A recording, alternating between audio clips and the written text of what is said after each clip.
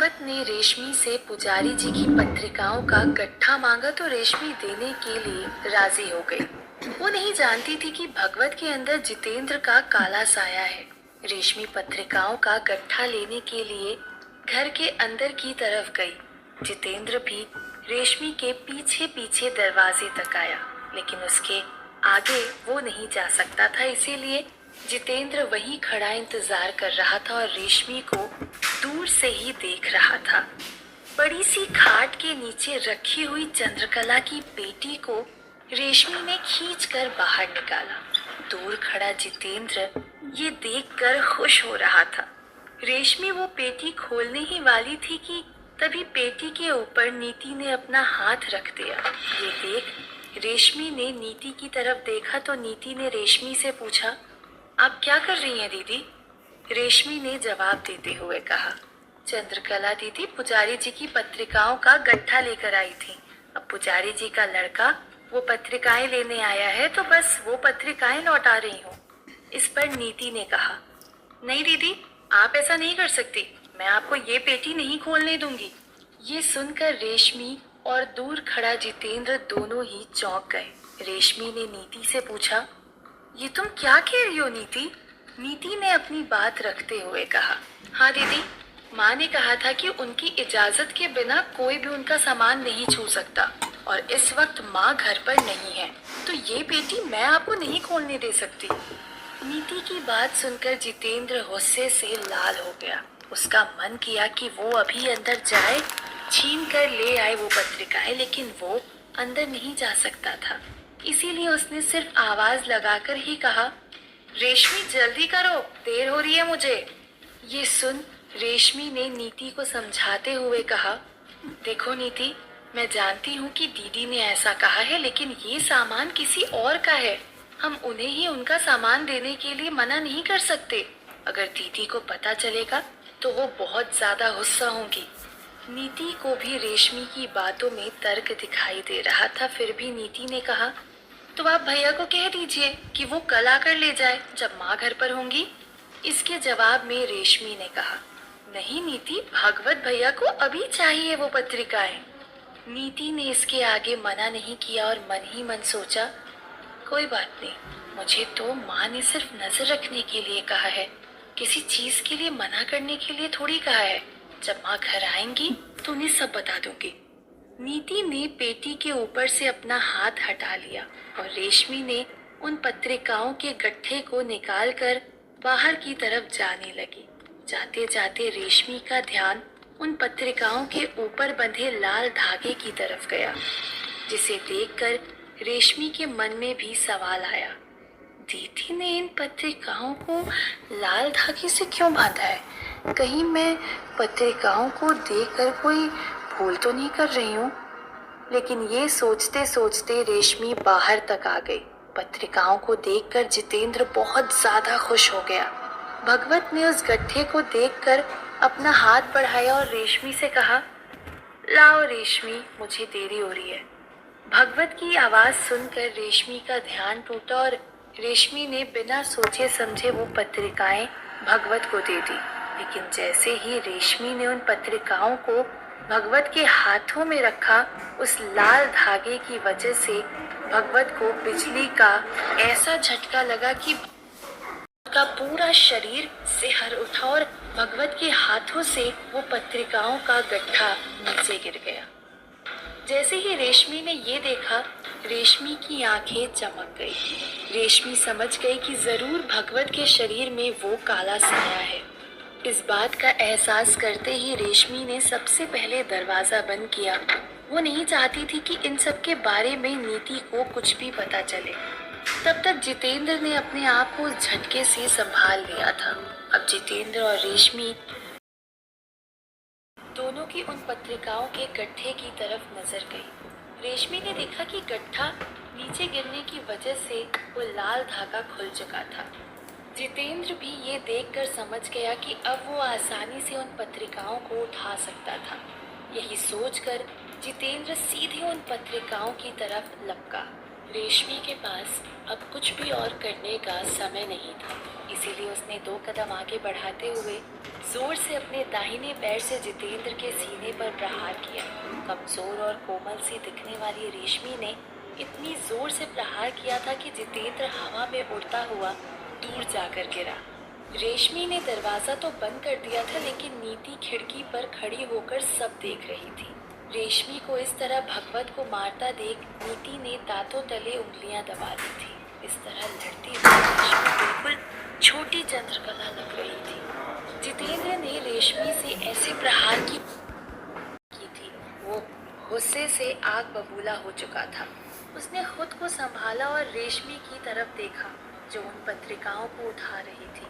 जितेंद्र जानता था कि अगर एक बार वापस रेशमी ने उन पत्रिकाओं को उस धागे से बांध दिया तो उन पत्रिकाओं को लेकर जाना मुश्किल हो जाएगा। इसीलिए जितेंद्र ने जल्दी से एक मिट्टी की मुट्ठी भरी और उस पर मंत्रोच्चार करना शुरू कर दिया। मंत्रोच्चार करके जितेंद्र ने अपनी मुट्ठी पर फूंक मारी और रेशमी की तरफ फेंक दी। लेकिन जितेंद्र ये नहीं जानता था कि रेशमी के ऊपर मालती की शक्तियों का भी कोई असर नहीं हुआ था। तो जितेंद्र की शक्तियां तो मालती की शक्तियों से बहुत कम थी। इसीलिए मंत्रोच्चार मिट्टी रेशमी की तरफ आई जरूर थी, लेकिन उस मिट्टी का रेशमी पर कोई असर नहीं हुआ था। बस एक हल्का सा झटका महसूस हुआ था और रेशमी एक कदम पीछे चली गई। लेकिन इसी झटके की वजह से रेशमी के हाथ से फिर से वो पत्रिकाएं नीचे गिर गई थी। रेशमी के हाथ में सिर्फ वो लाल धागा रह गया था। इससे पहले कि रेशमी उस झटके से संभल पाती और वापस उन पत्रिकाओं को उठा पाती, उससे पहले ही जितेंद्र चीते की रफ्तार से उन पत्रिकाओं की तरफ बढ़ा और उन पत्रिकाओं को उठाने लगा। ये देख रेशमी फिर आगे की तरफ बढ़ी। इस बार रेशमी जितेंद्र के ऊपर कोई भी वार करने के बजाय उसने वो लाल धागा एक ही झटके में जितेंद्र की दाहिनी कलाई पर बांध दिया। जैसे ही रेशमी ने जितेंद्र की कलाई पर वो धागा बांधा, जितेंद्र को ऐसा महसूस हुआ जैसे कि किसी ने उसके गले को रस्सी से बांध दिया।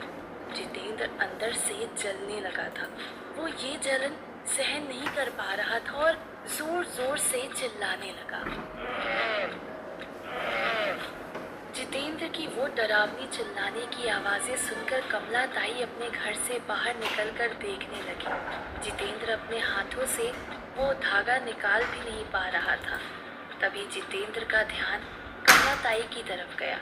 जितेंद्र तेजी से कमला ताई की तरफ गया और बाएं हाथ की कलाई से कमला ताई का गला घोंटते हुए कहा, ए बुढ़िया, इस धागे को खोल वरना यही गला घोंट दूंगा तेरा। जितेंद्र ने इतनी जोर से कमला ताई का गला पकड़ा हुआ था कि कमला ताई सांस भी नहीं ले पा रही थी। हाथ का धागा खोलने के अलावा कमला ताई के पास और कोई रास्ता नहीं था। कमला ताई ने जल्दी से जितेंद्र की कलाई का धागा खोलकर उस धागे को दूर फेंक दिया। कमला ताई को लगा था कि जितेंद्र अब तो उसका गला छोड़ देगा, लेकिन जितेंद्र को तो वो पत्रिकाएं चाहिए थी। उसने रेशमी की तरफ देखते हुए कहा, रेशमी लाओ और वो पत्रिकाएं मुझे दे दो वरना इस बुढ़िया को यही खत्म कर दूंगा। लेकिन रेशमी इस बात के लिए राजी नहीं थी। जब रेशमी ने कोई जवाब नहीं दिया तो जितेंद्र ने कमला ताई को बाएं हाथ से छोड़ा और अपने दाहिने हाथ से उसका गला पकड़ लिया। दाहिने हाथ के नुकीले नाखून जब कमला ताई के गले में जाने लगे तो कमला ताई की चीख निकल गई। उसने चीखते हुए और गिड़गिड़ाते हुए कहा, आह रेशमी, बचाओ मुझे। रेशमी अब दया के भाव से कमला ताई की तरफ देख रही थी। वो जानती थी कि अगर उसने अब जितेंद्र को ये पत्रिकाएं नहीं दी तो वो सच में कमला ताई को मार देगा।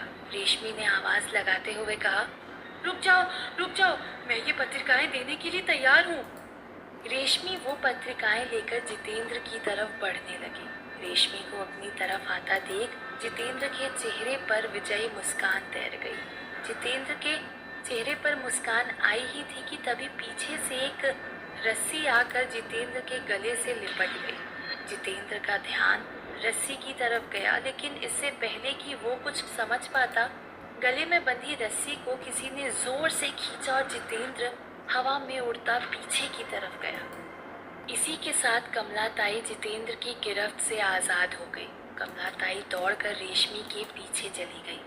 जमीन पर पड़े जितेंद्र ने जब पीछे मुड़कर देखा तो दूर से चंद्रकला चलते हुए आ रही थी। चंद्रकला ने ही वो रस्सी फेंकी थी। चंद्रकला को देखकर जहाँ रेशमी और कमलाताई की जान में जान आई थी, वहीं जितेंद्र के गले का पानी सूख गया था। एक तरफ रेशमी और दूसरी तरफ चंद्रकला। जितेंद्र समझ गया कि अब यहाँ पर रुकना बेवकूफ़ी होगी, इसीलिए जितेंद्र ने बिना देरी किए भगवत का शरीर छोड़कर दूर हवा में उड़ गया। जितेंद्र के शरीर को छोड़ते ही भगवत वहीं जमीन पर बेहोश होकर गिर पड़ा। चंद्रकला ने दौड़कर उसे संभाला। तब तक रेशमी पानी ले आई थी। चंद्रकला ने भगवत के चेहरे पर पानी के छींटे मारे, जिससे भगवत को होश आ गया था। भगवत को जरा भी अंदेशा नहीं था कि वो कहाँ है और क्या हुआ था उसके साथ। होश में आने के बाद चंद्रकला ने भगवत को सारी बात बताई, जिसे सुनकर भगवत काफी डर गया था, पर चंद्रकला ने उसे विश्वास दिलाया कि वो काला साया उसका कुछ नहीं करेगा, और भगवत वहां से चला गया। भगवत के जाने के बाद चंद्रकला की नजर कमलाताई पर गई, जिनके गले पर नाखूनों के निशान थे। कमलाताई वहां से जाने लगी तो चंद्रकला ने उन्हें रोकते हुए कहा, रुकिए कमलाताई, गले पर कुछ दवाई लगा देती हूँ। इस पर कमलाताई ने कहा, नहीं नहीं चंद्रकला, मामूली खरोंच है, मैं घर पर लगा लूंगी। ये कहकर कमलाताई वहां से अपने घर की तरफ चली गई। चंद्रकला और रेशमी भी अपने घर के अंदर आ गए। घर के अंदर आते ही चंद्रकला ने सबसे पहले उन पत्रिकाओं को वापस अपनी पेटी में रखा, और इस बात के लिए चंद्रकला ने रेशमी को धन्यवाद देते हुए कहा, बहुत बहुत धन्यवाद रेशमी कि तुमने अपनी जान पर खेलकर इन पत्रिकाओं की रक्षा की। तुम नहीं जानती हो कि तुमने सिर्फ इन पत्रिकाओं की रक्षा नहीं की है, बल्कि किसी की जान की भी रक्षा की है। रेशमी ने मुस्कुराते हुए जवाब दिया, नहीं दीदी, आप धन्यवाद मत कहिए, ये तो मेरा फर्ज था, बल्कि मुझे तो आपसे माफ़ी मांगनी चाहिए कि बिना आपकी मौजूदगी के आपकी बेटी नहीं खोलनी चाहिए थी। इस पर चंद्रकला ने कहा, नहीं रेशमी, तुमने वही किया जो उस वक्त करना चाहिए था। यही सब बातें होते होते सब लोग खाना खाकर अपने अपने बिस्तर पर सो गए। लेकिन चंद्रकला के लिए रेशमी की गुत्थी उलझती ही चली जा रही थी। उसे समझ नहीं आ रहा था आखिर रेशमी चाहती क्या है, क्योंकि कहीं ना कहीं चंद्रकला को ये भी लग रहा था कि शायद जितेंद्र और रेशमी मिले हुए हैं। पर आज की घटना के बाद तो ये निश्चित हो गया है कि दोनों एक दूसरे के खिलाफ थे। नीति ने चंद्रकला को ये भी बताया कि कैसे रेशमी के पैर के प्रहार से वो काला साया कहीं दूर जाकर गिरा, जिससे चंद्रकला को ये भी पता चल गया कि रेशमी के पास जरूर कुछ ना कुछ शक्तियां भी हैं। अब तो बस चंद्रकला को उस औषधि का इंतजार था जो टीले वाले बाबा कल सुबह पहुंचाने वाले हैं, जिससे चंद्रकला रेशमी के बारे में सारी सच्चाई पता लगा सके। लेकिन उसके लिए चंद्रकला को शहर जाना होगा, और शहर जाने के पहले चंद्रकला को जितेंद्र को खत्म या कहीं कैद करके जाना होगा। चंद्रकला के कानों में तो टीले वाले बाबा की बस एक ही आवाज गूंज रही थी, खत्म कर दो जितेंद्र को। अब चंद्रकला ने भी ठान लिया था कि जाने से पहले वो जितेंद्र को खत्म करके ही जाएगी, और उसके लिए चंद्रकला के पास सिर्फ आज की ही रात थी। उसने मन ही मन जितेंद्र के लिए पूरा जाल बिछा लिया था। अब बस चंद्रकला रेशमी और नीति के सोने का इंतजार कर रही थी। रात के 12 बज रहे थे। रेशमी और नीति दोनों गहरी नींद में चले गए थे। एकाएक चंद्रकला उठी और घर के मंदिर की तरफ जाने लगी। वहां से उसने बहुत सारी सामग्री ली और अपने एक झोले में डाल ली। उसके बाद वही झोला लेकर रसोई की तरफ गई। रसोई से भी चंद्रकला ने कुछ सामान लिया और उस झोले में डाल लिया। सारा सामान लेने के बाद चंद्रकला ने एक लालटेन ली और बाहर की तरफ चली गई। बाहर दरवाजे के पास छिपकर चंद्रकला सबसे पहले ये देखने लगी कि कहीं जितेंद्र आसपास तो नहीं है। लेकिन आज की घटना के बाद जितेंद्र की आज ही वापस आने की शायद हिम्मत नहीं थी।